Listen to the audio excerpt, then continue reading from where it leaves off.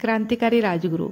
पुण्याजवळील मूळचे खेड राजगुरुनगर येथील असलेला हा तरुण स्वकर्तृत्वाने काशीत संस्कृतचा पंडित बनतो. ते इतके निष्णात होते की संस्कृतमधून सहज संभाषण करत असत. कुस्तीत त्यांचा हात धरणारा कोणीच नव्हता. नेमबाजीत ते शब्दवेधी होते. एवढंच नव्हे तर ते उताणे झोपून पाठीमागे असलेले लक्षही ते बाणाने सहज उडवीत. आपण त्याचा प्रयत्नही करू शकत नाही. स्वतःच कणखर बनवण्यासाठी रात्री धावण्याचा ते सराव करत. धावत धावतच 15 ते 20 मैलावरील स्मशानात जात.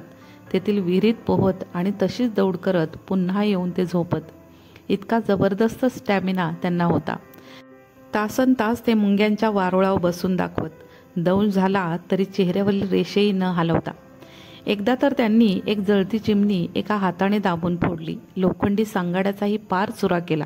हात भाजला, काचांनी रक्तबंबाळ झाले, तरी त्यांनी हू की चू देखील केले नाही. आणि त्याहूनही मोठी गोष्ट म्हणजे सॉन्डर्स आपल्या टप्प्याबाहेर आहे, त्याला गोळी लागणे शक्य नाही अशी भगतसिंगांना शंका वाटत होती. परंतु राजगुरूंनी मात्र भगतसिंग नको नको म्हणत असताना देखील तितक्याच अंतरावरून चालवलेली गोळी सॉन्डर्सच्या 2 भुवयांच्या बरोबर मध्ये कपाळातून आरपार गेली. त्यांना परत लक्ष्याकडे पाहण्याची आवश्यकताही पडली नाही. असे होते क्रांतिकारी राजगुरू. हुतात्मा स्वातंत्र्यवीर मराठी क्रांतिकारी वीर राजगुरूंना त्रिवार अभिवादन.